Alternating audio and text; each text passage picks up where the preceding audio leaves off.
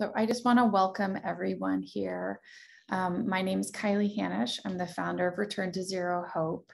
I'm a bereaved mother. My son Norbert was stillborn in 2005. And I'm so honored today to be hosting this webinar, this author spotlight. It's going to be fun. We have not done this before. And so I am here just to thank Alishia Anderson, who's going to moderate the panel, and then all of our panelists who have used writing as a form of making meaning out of their loss and helping themselves in their own healing journey by wanting to help others. So thank you all for being here and for being willing to share your stories with other people. And I'm going to introduce Alishia to you. So Alishia has been working with Return to Zero for a couple years now. She is a bereaved mother to her son DJ, who was born too early and passed away at 28 weeks. She lives in Southern California. She has 2 living children and a beautiful husband, Derek. And she wrote a book also called Still Here, a memoir of love, loss, and triumph after stillbirth. So Alishia also co-facilitates our Women of Color support group. So she's involved that way and has really helped to develop the BIPOC initiative within Return to Zero.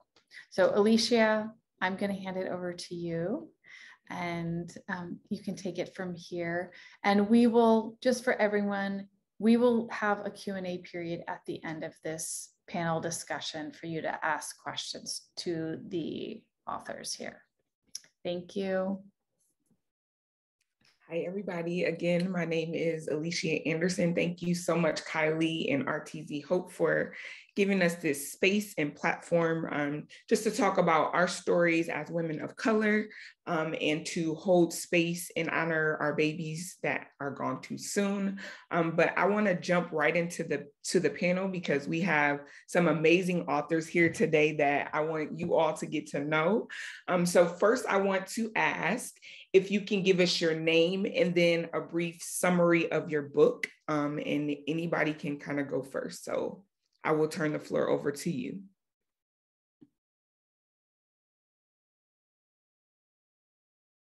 I'll go ahead and go first. My name is Dorienna Alfred, and I am a psychologist and author of the book Pregnant with Promise. And in summary, my book is a compilation of my journal entries from after my loss and really up through subsequent pregnancies and what my experiences were. So it's my journal entries at the time that I was going through everything. I compiled those and also included Bible scriptures, which were things that really kind of helped me get through. So after each entry, there is some form of a Bible scripture, some kind of nugget, if you will. And so kind of reads like a devotional in that sense, but it's also a memoir. So that's my book. Thank you, Dorienna. Hello, everyone. I'm Candace Clark Trinchieri. My book, Dream Redefined, The Struggle and Success Through Infertility as a Woman of Color, came from my personal experience of struggling through 4 years of infertility, several successful pregnancies, and miscarried every pregnancy in the first trimester. And my book was a reflection of not just my story, it is a collection of stories of other women of color who have gone through infertility and pregnancy loss, their struggles in their voice. It speaks a lot about the isolation we all felt, the cultural impact of being not just infertile, but also pregnancy loss as a woman of color, our struggles. And it was really just meant to center our stories and our narrative in a space that tends to look very white. And it was just a unique opportunity to hear from several different women, not just in the United States. I have stories from Africa, from Europe, from Canada, and we all just share slightly different variations of this same story and same pain. And it was really wonderful just to be able to speak to women that look like me, because I never saw that in my doctor's office in 4 years. And it's just wonderful to be here today on this panel. Thank you, Candace. I saw a lot of us on the panel shaking our heads, so that resonated. Somebody can jump in. I can go. Hello, everyone. My name is, oh, am I muted? No, I'm not. Okay. My name is Jeanae Hopgood. I am a individual couple and family therapist operating out of the Pennsylvania, Philadelphia area. My book is more of a guided journal / workbook that I've created.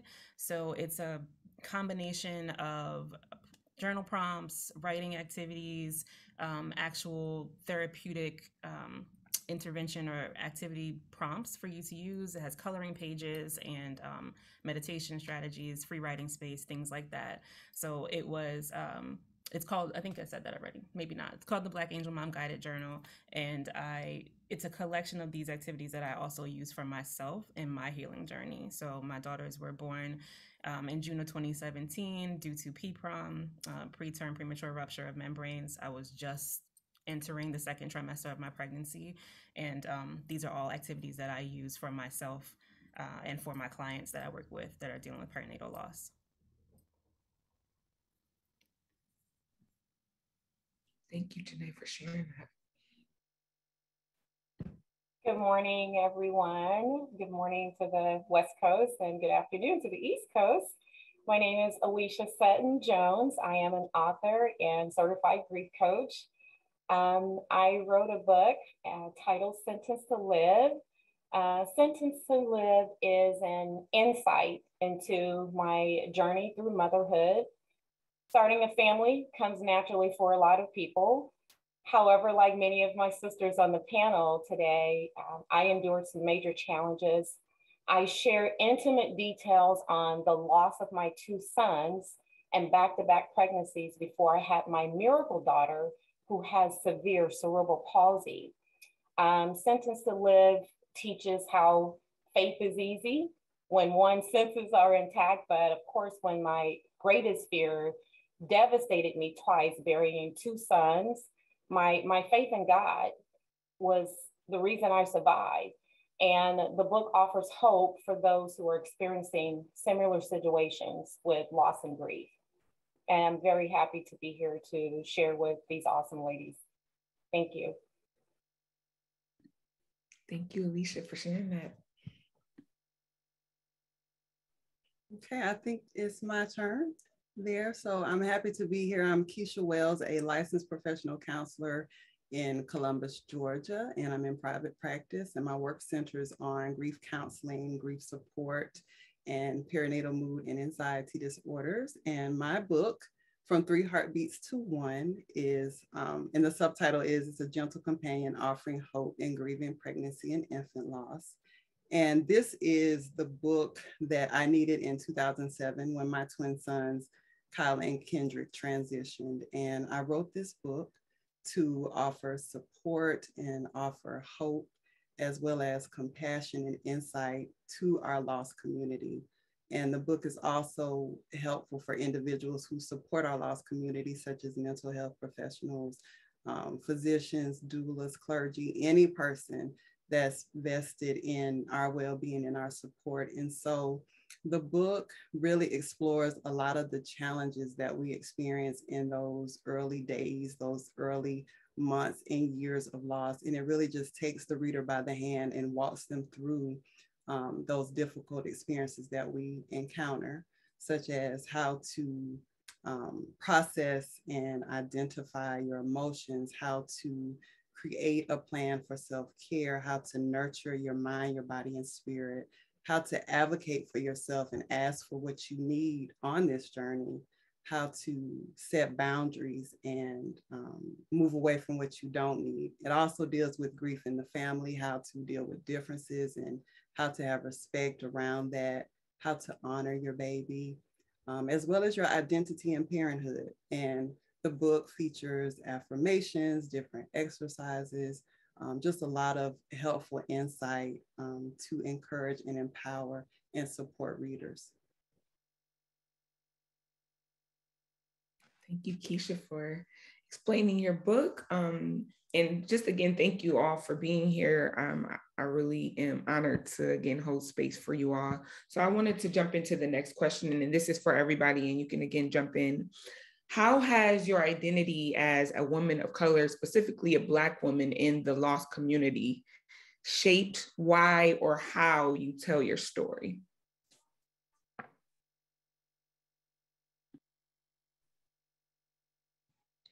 I think for me, coming from families that were very large, and my father is the oldest of 11, and I know culturally in my family, there was never any talk about loss or the possibility of loss. And I think the expectation was that I would just have children when I got married, and that was just going to happen. And then when it didn't happen, how isolated I felt, not just as a woman, but a Black woman. And I referred to being in a doctor's office and no one else looked like me. And that hit home that, okay, it's just you. You are the one woman of color that cannot get pregnant. And this was many years ago, so things have changed. But in 2010, no one was speaking about it. Gabrielle Union hadn't spoken about it. Michelle Obama hadn't spoken about it. I didn't know any other women of color that were dealing with infertility, that had dealt with pregnancy loss, or that was struggling. And so the isolation I felt, not just as a woman, but as a Black woman, was, it was hard. And there's so many therapists on this panel, and I want to say now, and I will keep saying it, the most important thing I did was that I got help. And that was also something that was culturally new for me in my family. I got help. I saw a grief counselor, and that is what really saved me. So I cannot stress enough, please seek outside support and resources. That I think is the most important thing for women dealing with loss.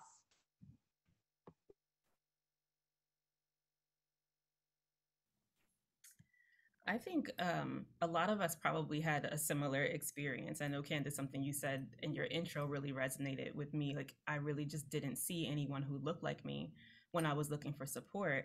And I also occupy several other marginalized identities. So I was not in a cisgender heterosexual relationship at the time of my loss. So literally coming into the doctor's office for my fertility treatments, because we went through IVF to conceive my daughters, there was no one else in there. There was nobody Black, there was nobody queer that was even in the space. And then when we, or even in the website content or anything else that we were looking up in terms of support, there was maybe one little section or one little tab that was for queer folk or people of color. But even that, really at the time in 20s, I think I started my fertility journey actually earlier than that, probably in like 2013 or 14. There really wasn't a lot of content that I was coming across. So I felt very othered in a lot of the spaces. My physicians were great in terms of their direct care, but in terms of representation, I was not seeing us anywhere. And then I can recall being going to a support group shortly after the loss, maybe a couple of weeks or so after the loss. And we, again, were the only Black queer couple in the space. And there were also lots of generalizations that were getting made about husbands and cisgender, like just a lot of things that just made me feel like this is not a space that feels conducive for me or for myself and my partner. So for me, I felt like I saw a huge gap in support and services and targeted support that was for people who identified as Black, people who identified as queer, or at least support that didn't feel exclusive of those populations, right? So I created Black Angel Mom as a result of that and trying to create space for people that felt like that. And even people who didn't identify with like organized religion, because that also was something that felt really exclusive for my partner and I at the time. So I think it's just occupying multiple places, multiple intersectional identities that were marginalized was really something that I was like, okay, I gotta try to connect with some other people who are doing this stuff. I gotta try to create some space where I can, just to help us all feel supported, because it's super common. Lots of people experience perinatal loss of different stages. It's not new. And people come out the woodworks once you start talking about it. So, that's an interesting point too. That I would agree really resonated with me, because I was like, yeah, it was amazing when I would, talk about the experience, like, oh yeah, I had one. I was like, well, could you share, or like, tell me, like, walk me through, like, because I felt very isolated, back to Candace's point. Really, I mean, well, both of you have said it, but it was kind of like, oh, it must just be me. And so, I think just feeling like no one else is experiencing it, or they aren't talking about it. And it really, really, like, emotionally and psychologically, we talked about how there are several therapists on this panel. And unlike Candace, I did not seek out initially. I did not even realize I had experienced trauma. And I'm a psychologist. So, but I couldn't see my own stuff in kind of what I was going through. I knew I was grieving, but really did not understand, like, the complexities of what I was experiencing. And so when it really hit, it really hit. And so by the time I think I was in a space to try to work through some of that, I was pregnant. And so then there was dealing with pregnancy after a loss and all of the anxiety and things that come along with that. I did eventually get there to get by, to get into therapy, but it was quite a road getting there. So really just appreciating that, reinforcing the importance of really not doing this by yourself. So just wanted to add that. Well, I'll go next.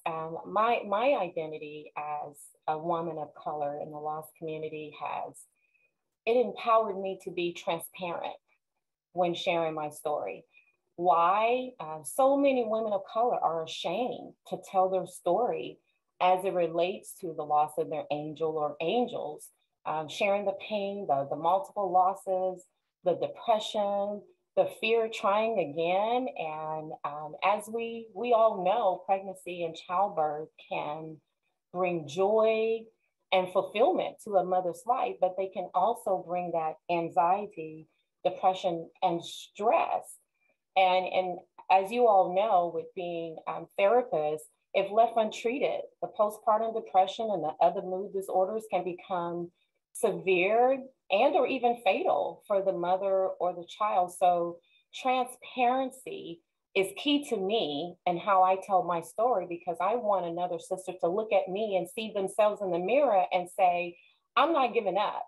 We may not share the exact same background, but the feeling of pain and loss is universal, right? It's an experience to which, of course, all of us can relate. So transparency is that's key for me, being transparent. Yeah, I just want to add that I agree with everything that you all have said about the transparency and the isolation. And I think the storytelling is so powerful for us, but it's also powerful for others, because as women of color, Black women, specifically in a nation where we have the highest infant mortality rates, and then in our community, the highest rates of maternal death, as well as infant mortality, it's so important for us to collectively and individually use our voices, one, to end, stigma and shame associated with pregnancy and infant loss, but then two, to work together so that we ultimately, save future generations and save the lives of babies to come. And like I said, I just identify so much with what has been shared, because 15 years ago, when my sons passed, I was looking for, to connect with other women of color, looking to, and particularly connect with other moms and families of multiples. And so, I set my heart to do this work because I knew that there would be others that would come along that would need, to see my representation and need that same support and understanding. So that storytelling is vital, healing for us, but it's also vital in healing collectively for those that will come behind us and need our support as well. Yeah, I echo all the sentiments that all of you have shared. And it's interesting to know that, Black women are often labeled as, superhero, or we're superwoman. She's so strong and she has Black girl magic. And to see this side of Black women where we can be vulnerable, you guys talked about transparency and just kind of breaking down those cultural stigmas of, what we do behind closed doors, that's for us, and we won't share, but to kind of peek the door open and show what's behind those curtains. We are simply vulnerable, and we have heartbreak, we endure, the guilt and shame and all those other emotions that come with loss. So again, just kind of breaking down those stereotypes of what a Black woman, a woman of color should be and what we should look like, in telling our stories authentically.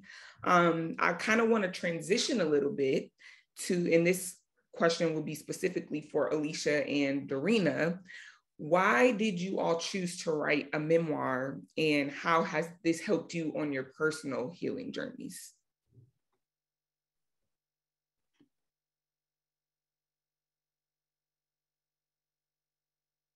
Okay.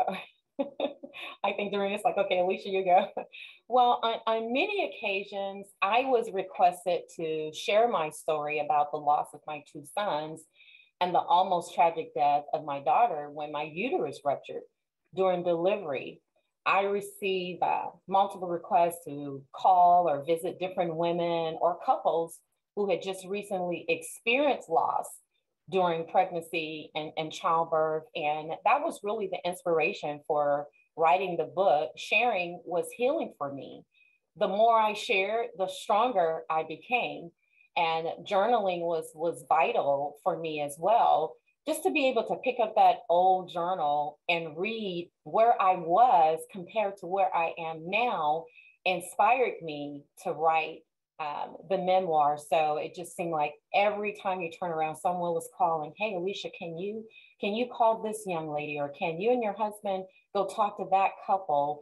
And I had a few friends were like, hey, Alicia, you really need to write the story. It took me a long time to do it, but I did it. I would agree. I think it took me quite a while. And I think with mine, because it was my journals. And so these were like my intimate thoughts, which I actually, speaking of transparency, I was like, well, I think I'm going to keep this for me because, to Keisha's point and, thinking about, our history as African Americans and storytelling being part of that. I mean, it made so much sense. And I think it makes so much sense that we're trying to process and come to terms and think about it. And so initially I was just getting, doing my own healing, trying to make sense of something that did not make sense to me at all, struggling spiritually. I think somebody mentioned that.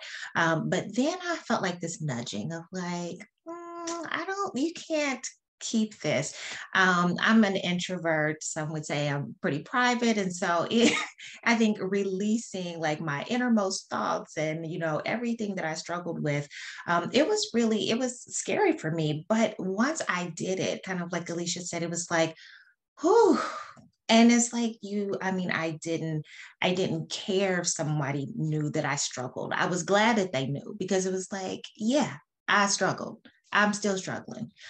So I need you to know that so that you change your expectations of what you think I am and what I should be doing.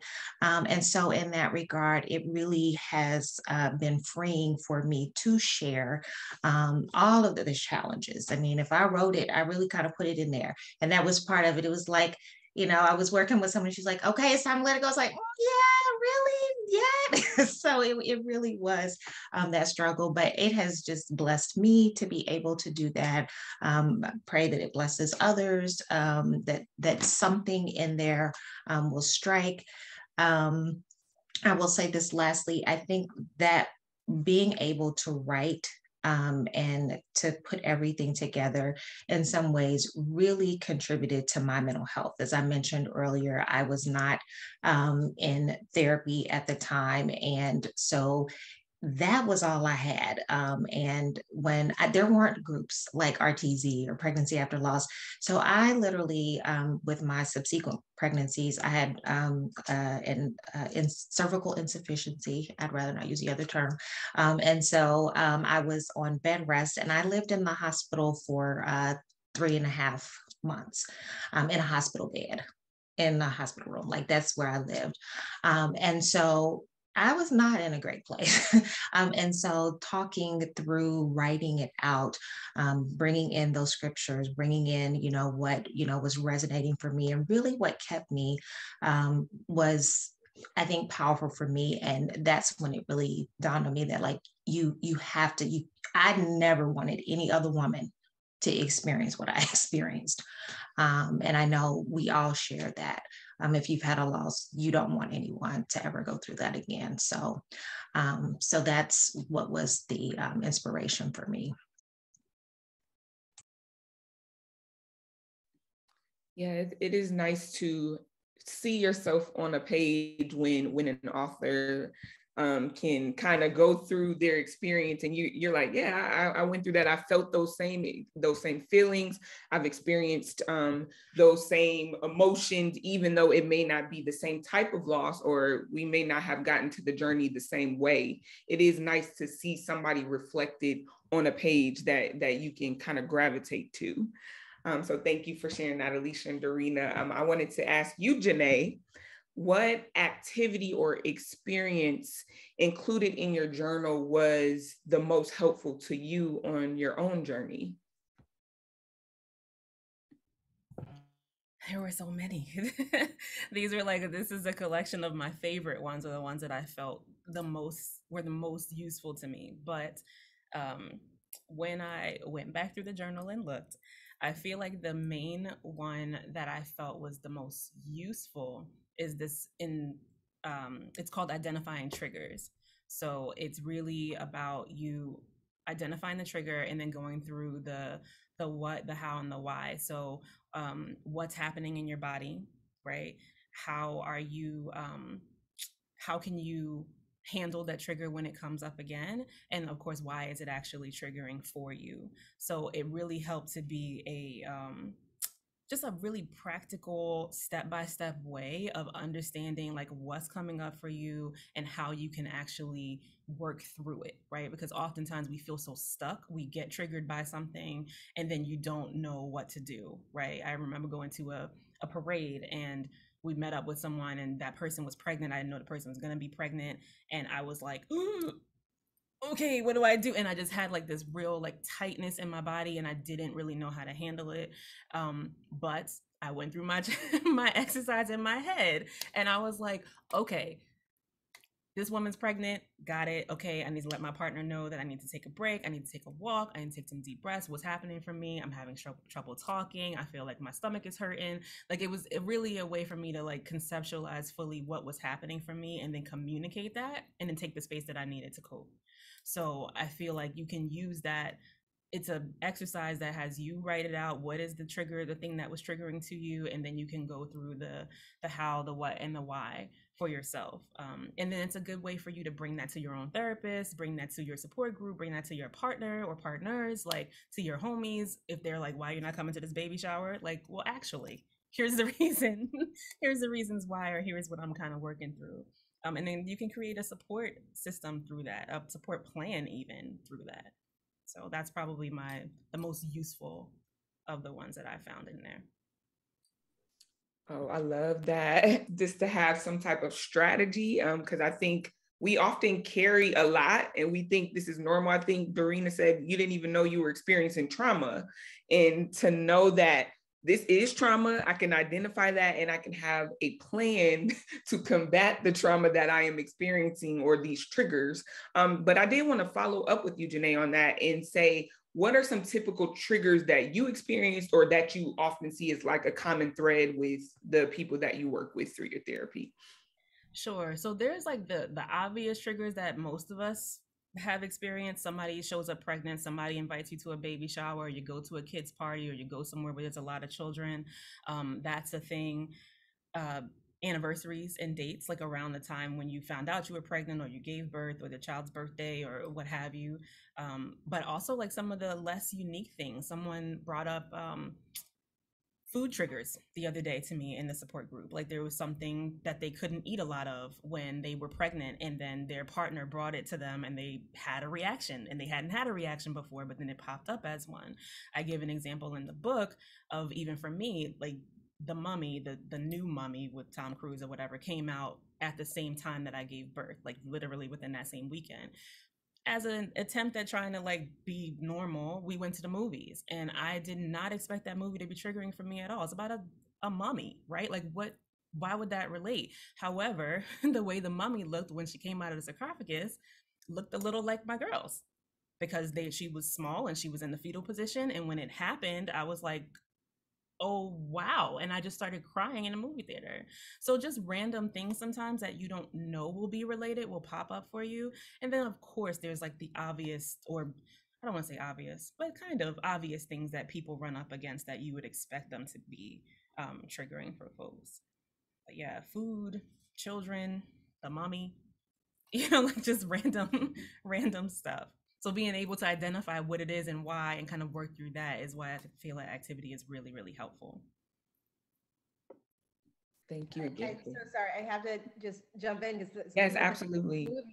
This literally just happened last weekend. I am an adoptive mom. My son is now 8. We adopted him from birth. And I'm very open with my story, but there was a new parent in class who did not know. And so I dropped him off at the birthday party. And she's like, oh my gosh, your son looks so much like you. And I went into my car and I cried, because that compliment triggered me, because I'm wondering, what would my biological kids have looked like? And this is 10 years after my last miscarriage, 8 years with my child. And it just, that really just hit me. And I wanted to share that there's not a time limit for triggers. It's not right afterwards or within that first year. We're now a decade afterwards, and I cried in my car for an hour. I think that's important, just really quick, because I also am an adoptive mom from birth as well. My son is about to be 4 in 2 weeks, and people often say he looks like me, and I have a similar reaction. Like I'm like, oh, because when I see pictures of my girls, I think they look just like me. And I don't think my son looks just like me. I actually met his birth mom, so I think he looks like her. And we don't look alike, in my opinion. But people say that, and it definitely brings that up. And that's another trigger for folks too. Just when whatever living children they might have, sometimes when they meet those milestones, you often think about, what would the child that you lost or the baby that passed, what would they look like? Or what would they be doing? And that can bring up stuff for folks too. I'm glad you brought that up as well. Just to see, like, I know a lot of people think having another child, having a living child, is a Band-Aid to, you losing a child. But a lot of times those can be triggers of, when your child is growing and you're like, but I didn't get that experience with my baby that died. And so that can be huge. And most people think it's time to move on and celebrate because you have a child that you can see, and that just is not the case. So I thank you all for both bringing that to our attention. Candace, my next question is actually for you. What common themes did you see throughout the stories that you included? I know you said that you included stories from all around the globe, and did anything stand out to you from those stories? I would say there's definitely like an interwoven thread with all of these stories. And I think that's what actually surprised me. I did not think I was going to bond with a woman calling from the UK with her story of loss the day she was giving birth, and she lost her child that day, versus my story where I was losing children in the first trimester. And I think what was important and what I came to realize is that loss is loss. And the way you as a person are impacted by loss, that feels to you as real as anyone else's loss. Like there's not the pain Olympics. It's not linear. It's not this loss is greater than this loss. Like loss is loss. And for so long, I think women who lose pregnancies early in sometimes feel guilty that they are carrying so much loss and grief from that, because they're thinking, well, it's not this loss. I didn't lose a child, very late. And to understand and to recognize that your loss is impacting you, and that is a great loss. Like, however you're feeling, you are allowed to feel that loss.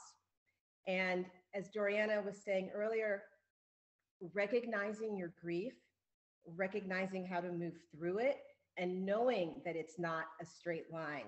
I mean, for me, grief has been like a squiggly line, or I often compare it to like waves in an ocean. It ebbs and it flows. And I think that that is what I saw in all of the stories. And even in the women who have gone on to have children, some of the women have not been able to have kids. Like, you have to recognize your grief, you have to recognize your trauma, and you have to know that it's all okay. And that's all normal. And you don't think that you are less strong because you are having that grief, and that there's no end point to it. No one can tell you it's been 10 years, you should be fine. I still cry, as I was saying, over my loss, and it's been more than 10 years. And that's okay. That's okay. That's part of me. And when I was writing a specific chapter on miscarriage, I spoke to my grief counselor, and I'm like, I can't write this. And I feel bad because other women have contributed their story, and I can't write this. And my grief counselor said, say that to the reader. Tell them it's been this long and I still can't write down my pain, because for me, it is still that raw, because people will understand that vulnerability.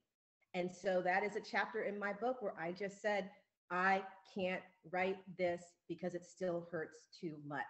And I am a person who spent the past 12 years advocating for infertility and loss and adoption, and I still can't put pen to paper and write down my own loss.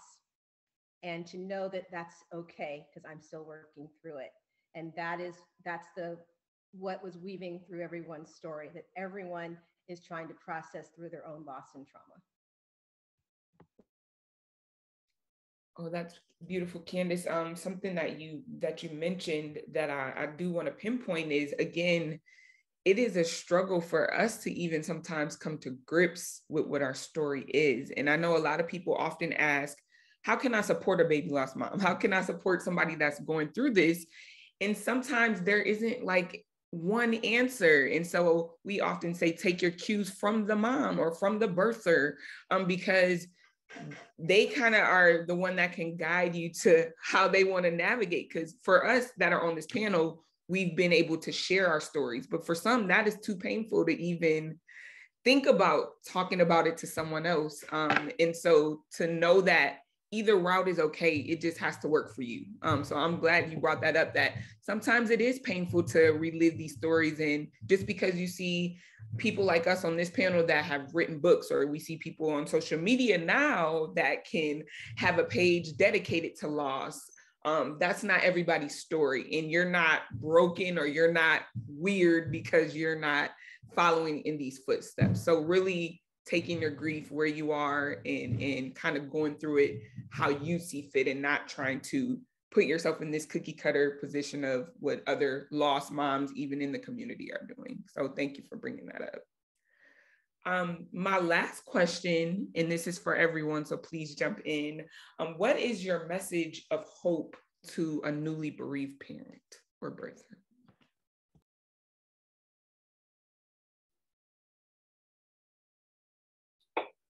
I'll go. I would say to a newly bereaved parent, it's not your fault. Please know it's okay to cry. It's okay to be emotional. It's okay to feel. It's okay to be angry. It's all a part of the healing process. You'll rise again. I promise you'll rise again.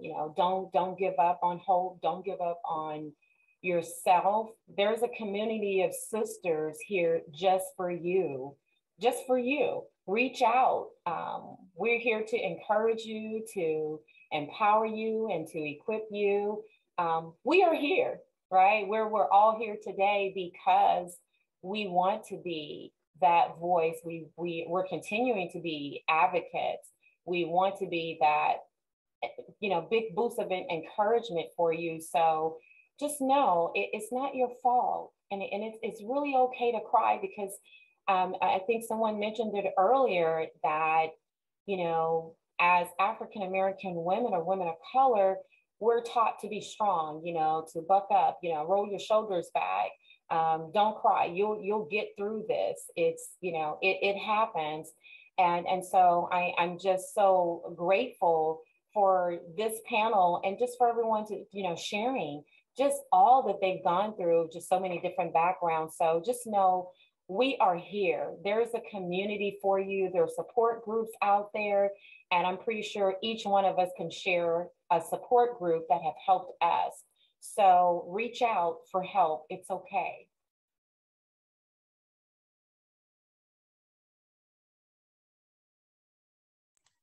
I would say, just in adding to that, thank you, Alicia. That was really well said. I think what I would have wanted someone to share and say to me, and what I hope for newly bereaved parents, is that you realize that your baby matters, and your baby just matters. And it doesn't matter. I think Candace spoke to this. It doesn't matter what trimester. It doesn't matter how early that loss was. It is still a loss. It is okay for you to feel whatever you feel, and your baby's life matters.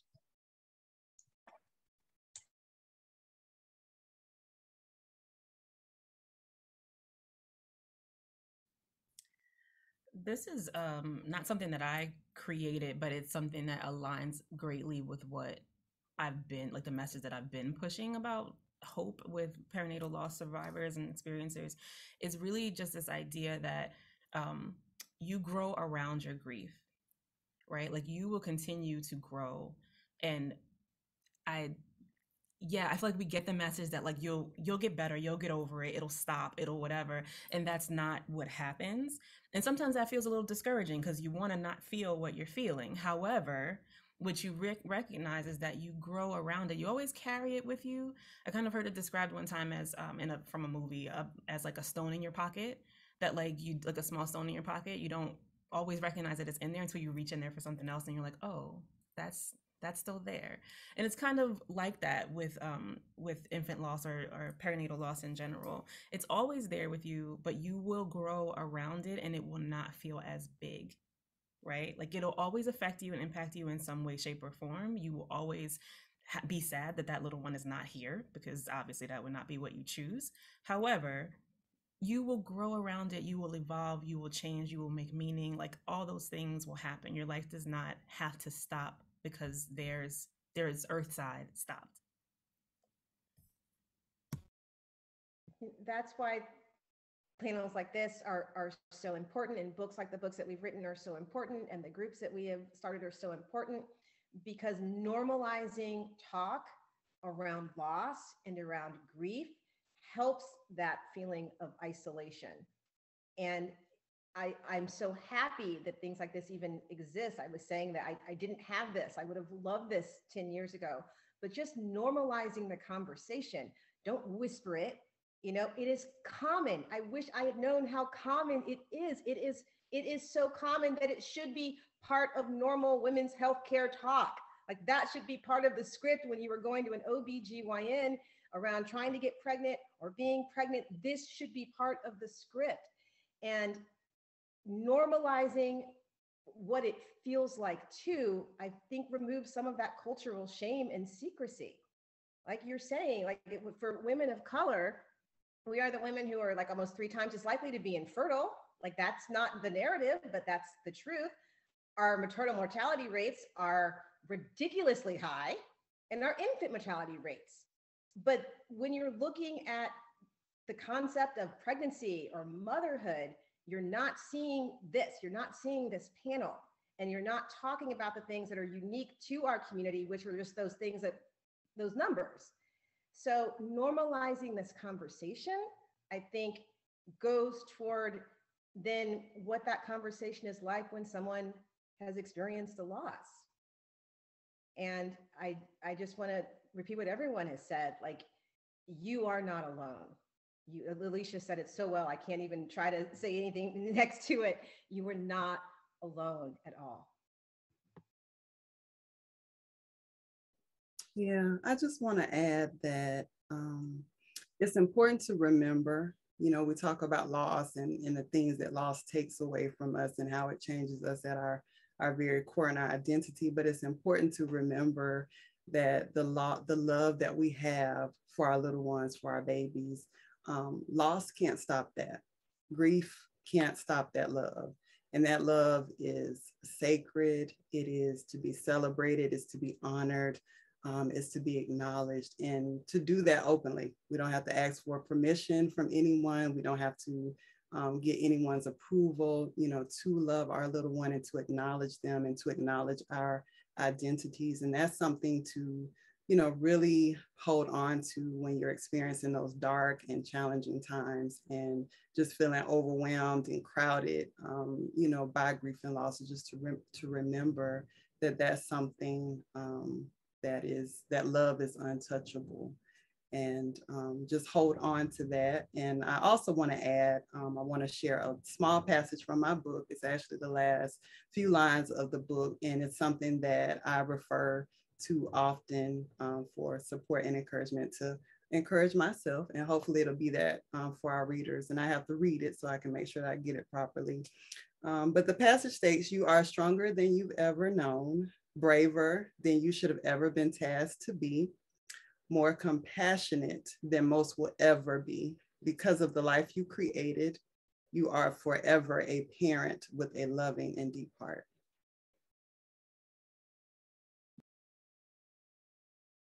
Thank you, Keisha. That's a beautiful way to, you know, end this segment of our panel. And again, I want to thank each of you, women who are boldly standing in your truths, who have decided to walk out on the ledge and to share your stories, and not only share them for you, but to pull others up. It is so inspiring to see women that look like us hold this space. So again, thank you all for allowing me to host you here in this space today, and I will return it over to Kiley. Thank you, everybody. It's been so nice to listen to you and to get to know you. And just thank you for being so vulnerable and sharing your stories. I'm gonna, we have about 12 minutes left. And so I just wanna open it up to questions from anyone who's watching live. And if you just wanna use the chat feature to write a question. I have one question here from Rana Limbo. She says, "I've been involved my entire career in providing education for healthcare clinicians in perinatal loss. Looking back over your experiences, what are some things you wish those who cared for you would have known?" And I'm so grateful for your presence here today.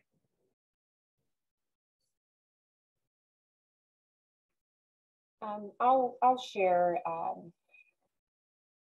As we stated earlier, women of color, we go through this space, but what was very powerful for me, sad later, but it's a roller coaster ride for the spouses, our husbands, the men.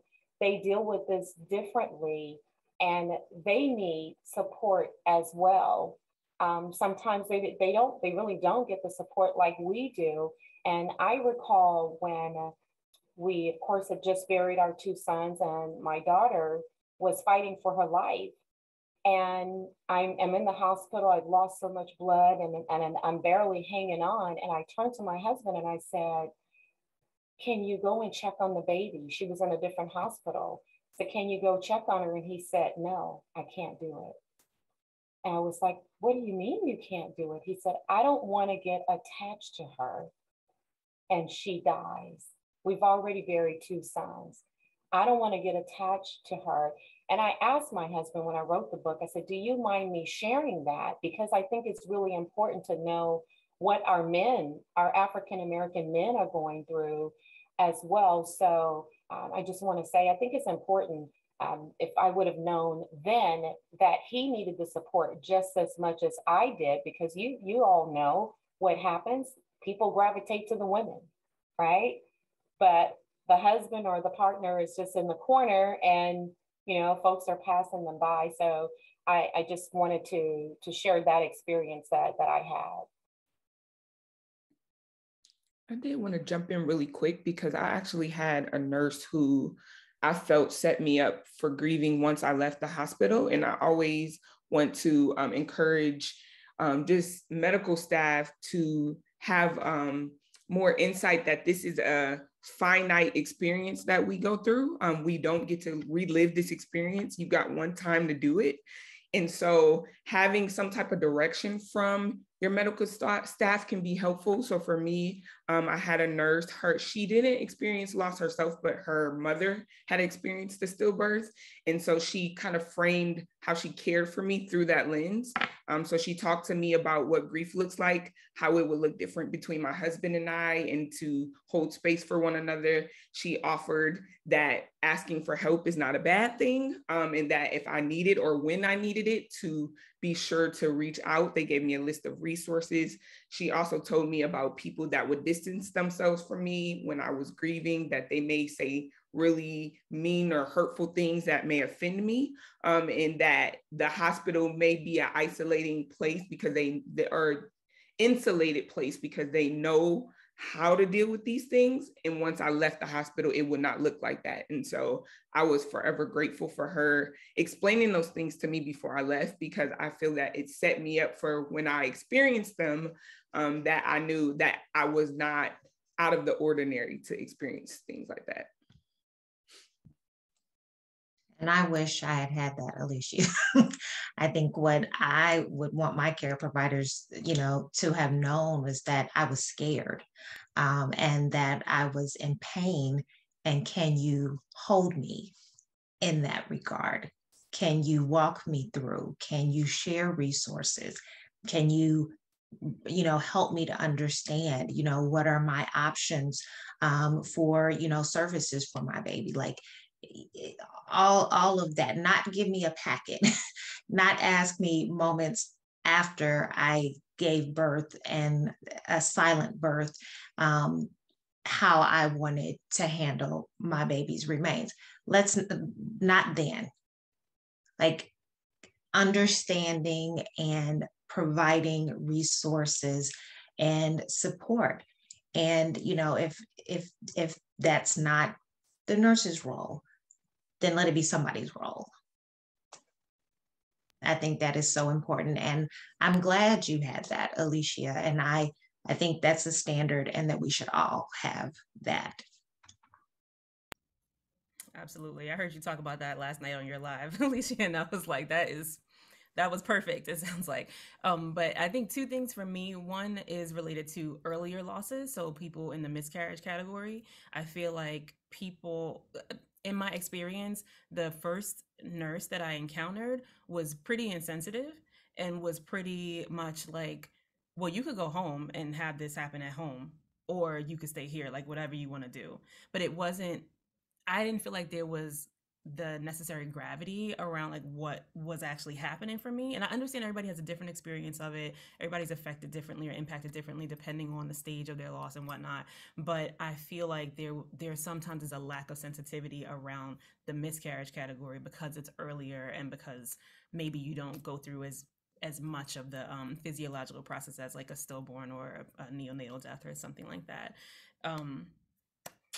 Oh shoot, I forgot the second one. So I'm gonna just leave it at that one. Just the one. Okay, there's like a lot of questions and we don't have a lot of time. So I'm gonna do two more questions that are here. One of them, and these are big ones, but we're gonna have to be fast. Number one is, how can our faith communities begin to talk, embrace, acknowledge, and help women and families experiencing perinatal loss through their grief? Does one or two of you have any thoughts on that? And I'm sure we could do a whole webinar on this. Yeah, which maybe I would say Yeah, I'll answer really quickly. I think they need to talk about it. I think, having workshops, having opportunities, having support groups, not keeping it in a corner, like it's something that doesn't come along, or as Candace said, isn't just as, almost as common, or you should have common knowledge of, as just being pregnant. If you're going to talk about pregnancy, then can we also be inclusive and talk about loss, because it happens frequently. So I think talking about it is a really important way to get that started. I think too that allowing moms to grieve and not saying the cliches of, oh, it happened for a reason, that it's in God's will, all of those, if you believe that, that could be true, but it's not comforting to hear. So watching the language we use, and also letting moms know that, or birthers know, that it's okay to question God in this process. That's something that is okay, and that we can still have faith and hope and all those things, but there is a process for grief, and we should be allowed to do that.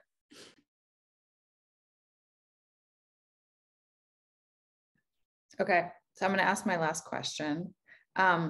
What are some proactive steps organizations can take to help women of color feel safe and comfortable within the community of lost mothers?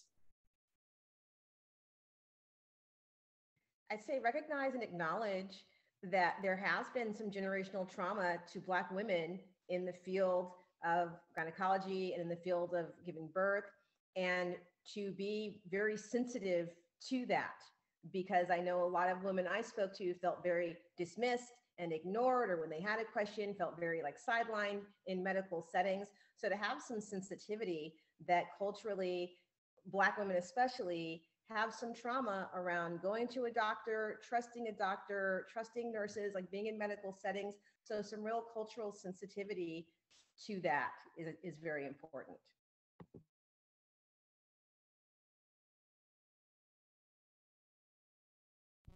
Get training, right? Like some of us are clinicians, some of us are speakers, some of us do workshops. Like, I mean, figure out what your budget is and hire somebody to help to improve your processes across the board. Have representation from the people who identify or are part of those communities.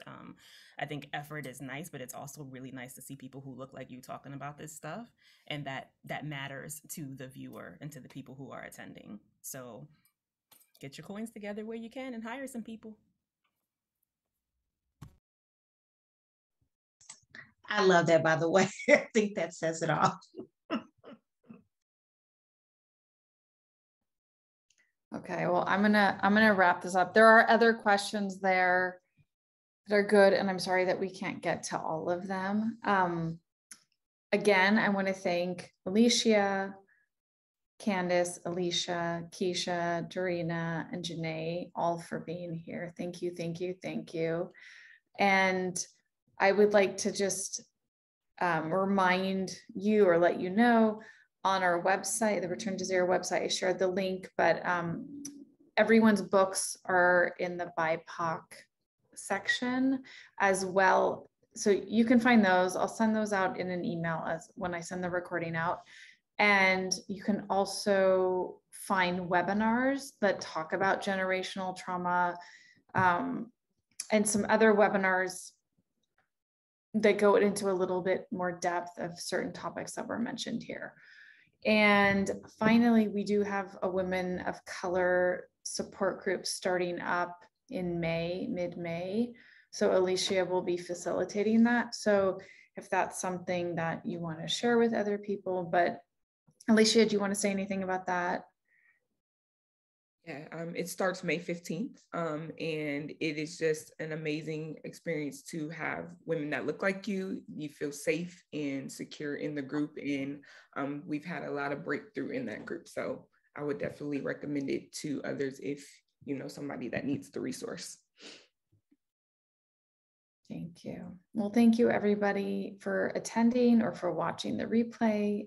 We hope that you found this to be informational and inspiring. And I could tell by the lots of love in the comments. So thank you, everybody.